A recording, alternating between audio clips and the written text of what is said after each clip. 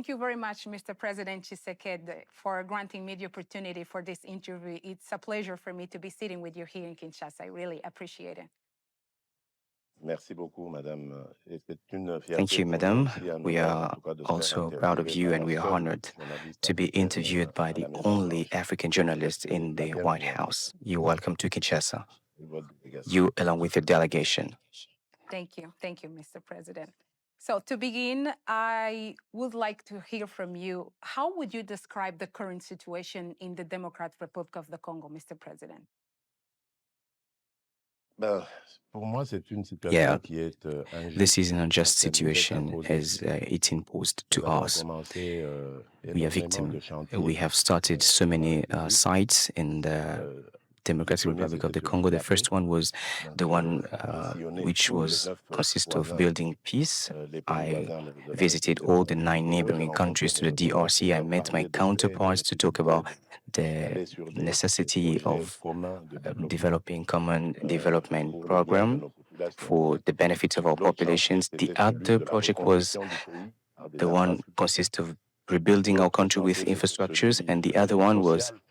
Et nous avons décrété speaking to the la social gratuité de aspects. l'enseignement, We de launched l'éducation. free education Nous program, sommes en train de préparer la and we couverture are santé universelle working pour on the l'accès aux universal soins de health santé coverage so that soit we can facile improve pour tous les access Congolais.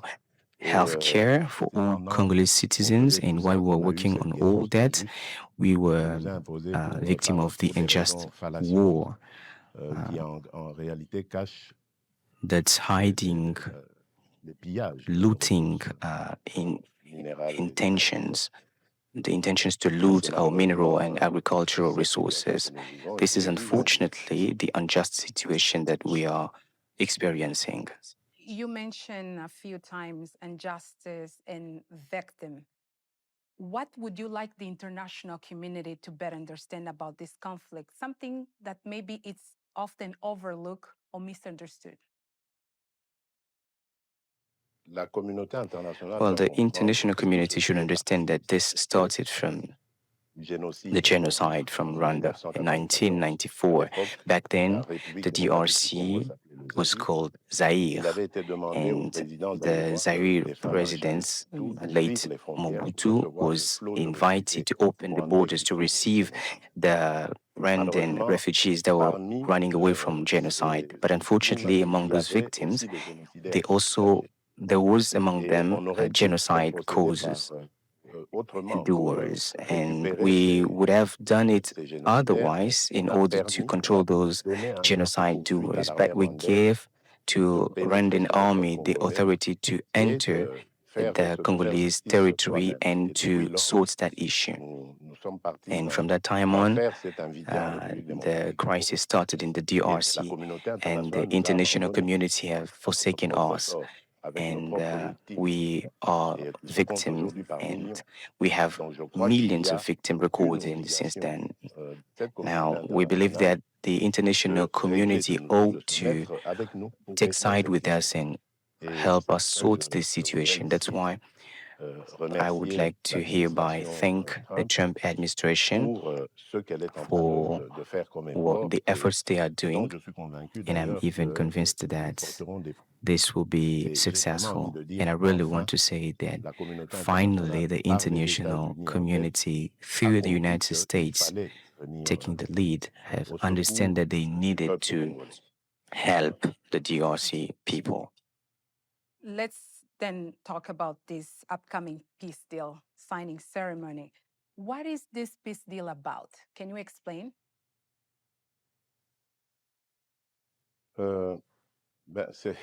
Well, there is nothing magic in this agreement. As I just said, it's all about the awareness within the U.S. administration, the awareness on the conflicts that exists for about 30 years and which has caused millions of victims. So, just like any other initiative, it consists of ending the war and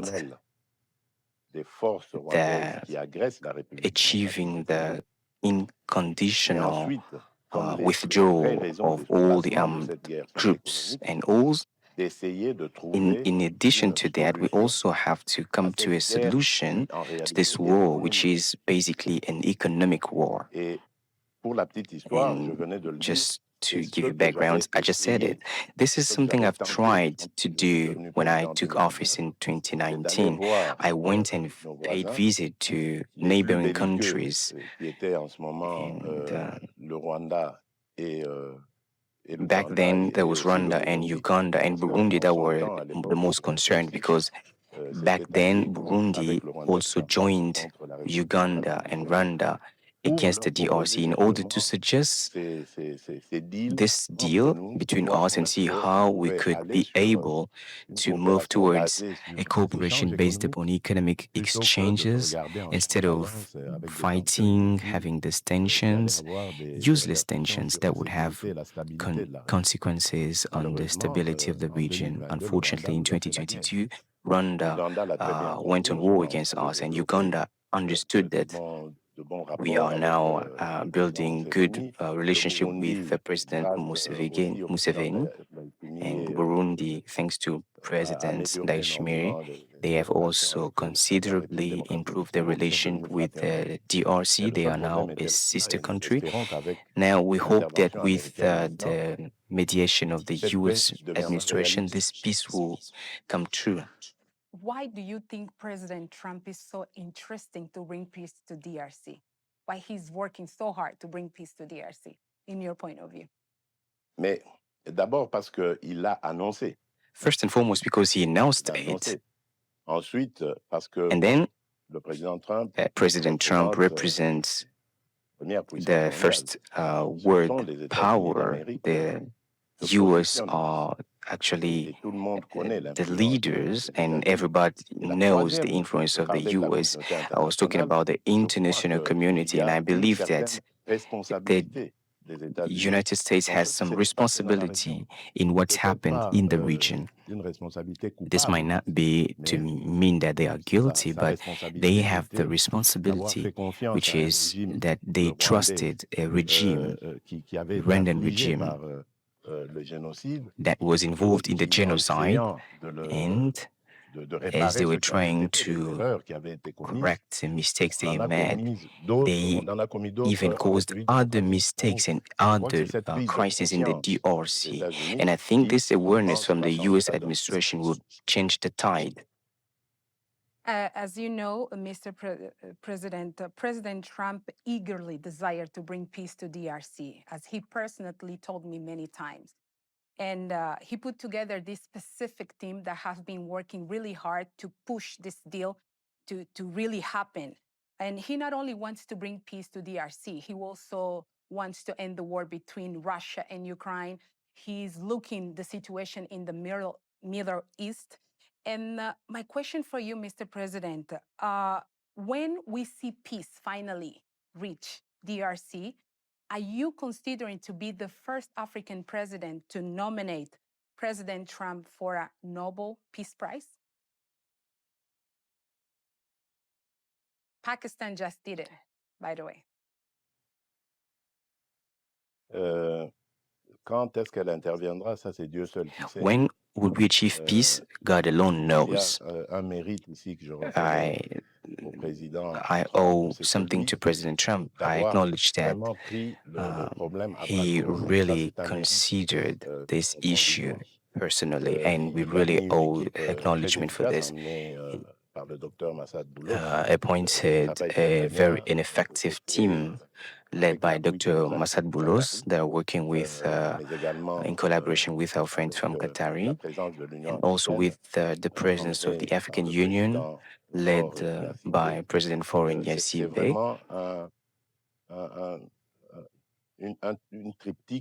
Well, this is something that's progressing very well, and now we are at the point of the principal agreement.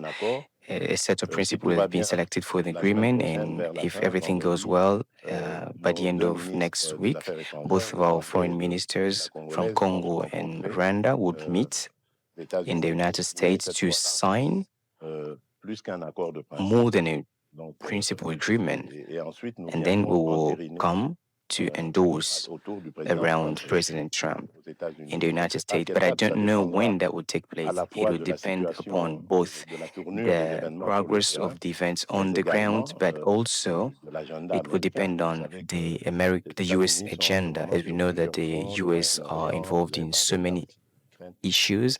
You talked about the Middle East, and you talked about the war between Russia and Ukraine, and we also have the conflict between Iran and the DRC. So it will depend on those, but I think this might take place around mid-July. But then after that, I I believe as we, if they manage to achieve this, to end an unjust conflict that has caused thousands and hundreds of thousands of dead. And some people would say that this war has caused more dead than the Second World War. And I think if President Trump, thanks to his mediation, managed to definitely end this war, he would really deserve this Nobel Prize. I would go the first to vote for him. And Mr. President, as we know, the narrative about the Democratic Republic of the Congo around the world is not good. Many people see this country as a very corrupted country and with problems with bad governance. When this peace deal is finally reached, are you planning to lead a very deep work combating corruption in this country? No, not at all. Let's talk about this issue on corruption. Generally, the DRC is stigmatized. Of course, corruption exists everywhere in the world. Even in democratic countries everywhere here, you would hear about corruption cases. So this is not something that is very specific to the DRC alone. And then you have to know that there are multiple items that are to be considered in our country when you talk about this corruption. The first thing is behavior. During all these recent years, we have considered issues with behaviors. Consequently, corruption is very key and very obvious in Africa. Congolese people. And then we also have this legal system of the country, which should see to sorting this issue. And we also have the social conditions, meaning the salaries that are making it difficult for other people to eat ends to mouth. And this is something that we have started working on since I took office in 2019. We started fighting against that. I have established multiple mindset change mechanisms, and there is a unit that's focused on that, and there is another one that's fighting against corruption via sensitization and denunciation. I started reforms, and today I think it's not perfect yet, but still we are working on it. Have you seen progress? Yes, of course. If recorded progress, I will mention that the third element is the revenues. When I come to power, the budget of the DRC was around $1,000, $1 billion, and today we have tripled this amount. And today we are able to collect that thanks to the mechanisms that we have established. We have collected more revenues, and we are also going to mobilize our efforts as we have to diversify our economy. We are going definitely to enlarge our we're going to have the possibility to improve the effectiveness of the justice and the legal system, and this would enable us to reduce the impact of corruption on the economy. So we just need some time, and we also need peace and stability. This will allow for us to achieve all this. That's why the deal, as we were talking about that, the deal, the economic deal with the United States is well received here, as this will allow for us to not only extract our minerals and to also assign responsibles for those, but also to process them and transform them locally by improving our energy capacity of transforming or providing value addition, creating job and wealth. And this will allow for an economic development, and this will have impact on the mindset of the Congolese people, as I just said, and this will allow for them to work for the development of their country instead of corrupting the economic system. So that's it. We just need some more time. We need concentration. We need peace and stability. But President, the peace agreement, the peace that will come to DRC will bring a lot of opportunities for investment. Are you considering to boost this fight against corruption? Because there is many investors that will be looking to come to DRC. But the current situation is not the best. Still, corruption is there, even though President mentioned there is a lot of effort being done to fight corruption. But are you planning to boost this fight against corruption? Of course. But we did not wait for this economic deal to launch these initiatives. I'm already talking about what we've done with our Chinese friends. When I came to power, I saw injustice in the partnership that China signed with the government, and I sorted that injustice. I traveled to China and I spoke with the leadership, and I told them that I was expecting a win-win partnership. But unfortunately, I noticed that here, China was taking most parts of the benefits than the Congo, and our Chinese friend accepted to review that. And now we are trying to rebalance things regarding that. Now, of course, this deal will have impact on not only the life standard, the living standards of the Congolese citizens, but also regarding the behavior, the mindsets, which is very vulnerable to corruption. When you have financial capacity, you are less vulnerable to corruption. So that's it. And how do you plan to ensure security for foreign investors in the areas that were in conflict? Yeah, for those areas, today we are fighting against these conflicts. We are trying to eradicate thanks to this mediation by the US, which I commend, but also through capacity building of our defense forces and security forces. And regarding that, I believe we were very unsuccessful, and even the last aggression by Rwanda and the city of Goma and Bukavu demonstrates that we have been very unsuccessful in our defense system. But of course, it's thanks to reforms, partnerships, and also investment into that institutions, namely intelligence service and the army. This will allow for us to improve this protection system for the citizens and for our borders. So that's what we are preparing. And I believe this investment will be welcome, since they will allow for the DRC as well as for the US to build more ties, and consequently we will have more common interests to preserve, and the US experience will also be very beneficial for us at that time.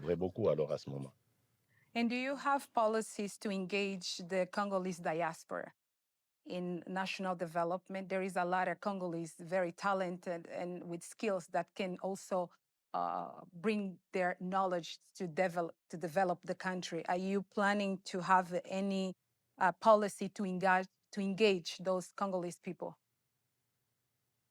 in the diaspora? Well, the first policy, as far as I'm concerned, is the law on nationality. As you know, today, Congolese nationality is exclusive. This means when you have Congolese nationality, you have no right to have another nationality. While we have lots of citizens from the Congo and who have gotten additional nationalities. So we have to really fight for this principle. But in the Congo, it's very sensitive since we have borderly conflicts, namely the conflict with Rwanda, where we saw that we were victim of infiltration. These Rwandan citizens came and introduced themselves as being Congolese, so this is a very sensitive topic.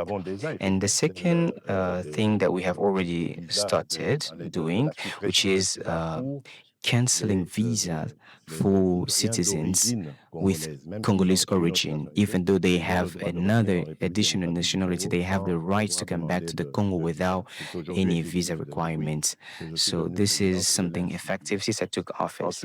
Now, we're also working and trying to come up with taxation incentives for those Congolese people that would come back to the Congo with the purpose of investing. But of course, you talked about those who have knowledge and skills, maybe professors or doctors. We're also trying to improve conditions thanks to the development program of 145 territory development that I have established with the purpose of improving the living condition in those territories that are living in unsecure conditions. We are building agricultural feeder roads, schools, health facilities, administration offices, in order to make life more comfortable and fight against rural exodus. And I believe all of this will have impact on the decisions of our fellow countrymen that are living abroad that will decide to leave the United States and come to the countryside, somewhere in a remote area in the Congo, maybe in Ituri, Chopo, Kasai, and you name it, to go and contributes to development.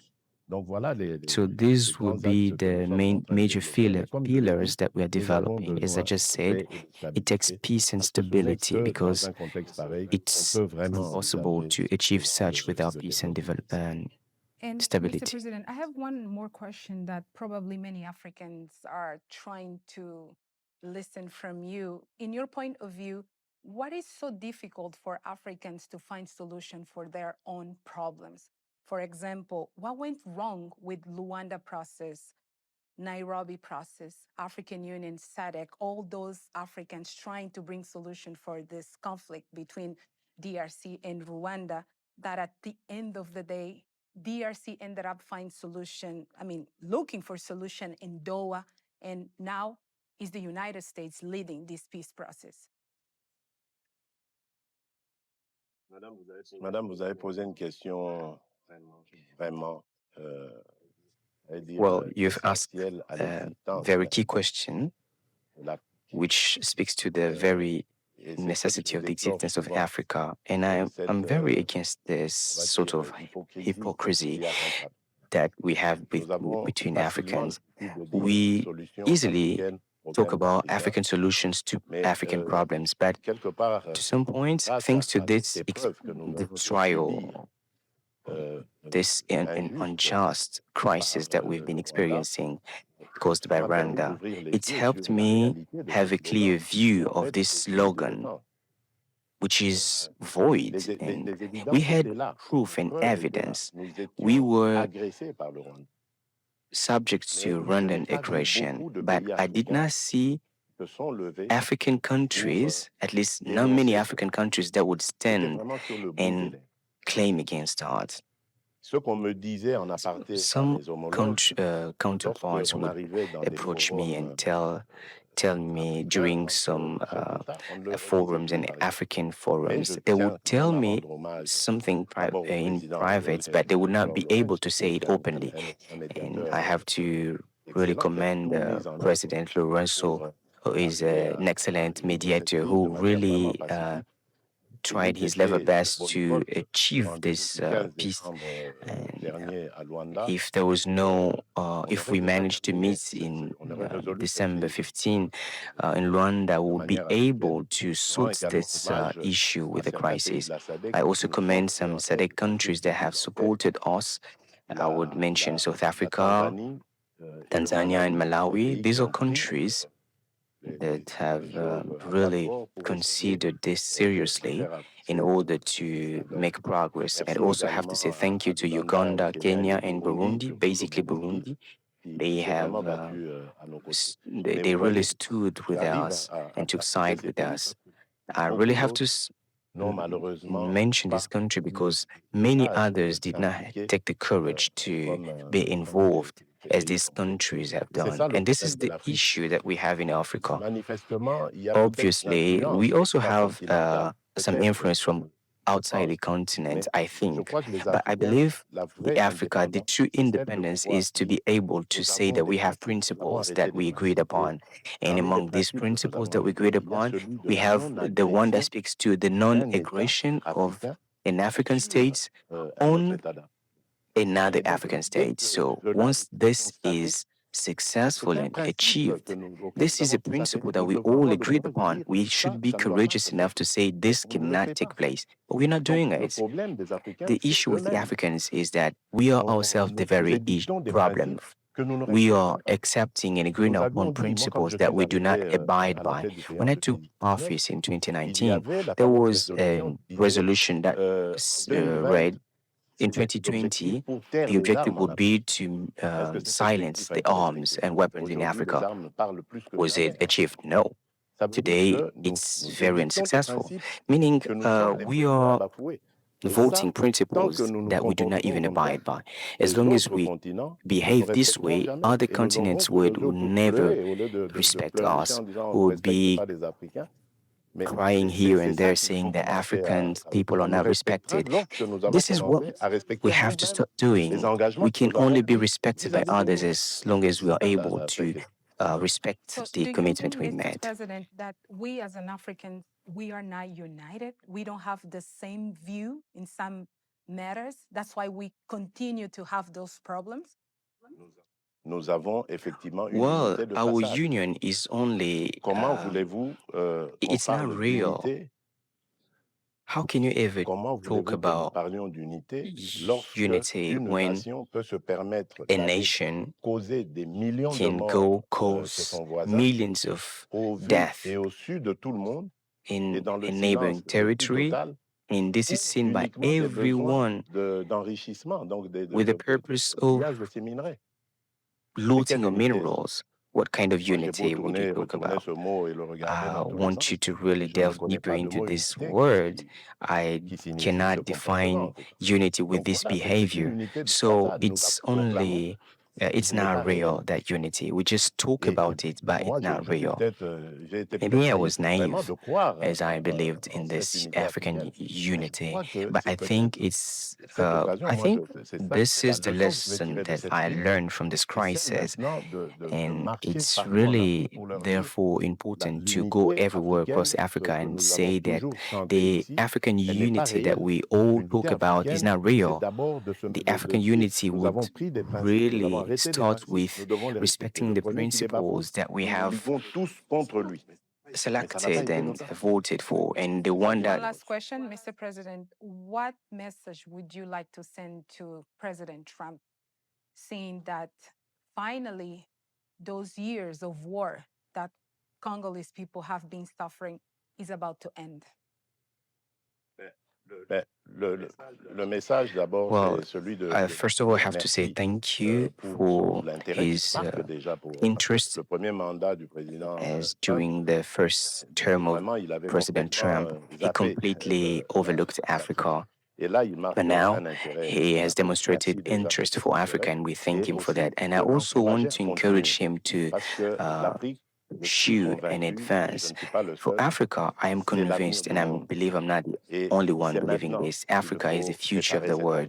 Now is high time to prepare for this future, taking side with Africa and supporting us in our efforts aiming at developing our continent. And I'm convinced that if President Trump keeps on doing that, he will remain the president, if not the greatest, at least one of the greatest that the United States has ever had. And I believe he will receive this Nobel Prize. Thank you, Mr. President. Thank you very much. Merci, Thank you. madame. Thank you. Thank you, madam. I'm honored.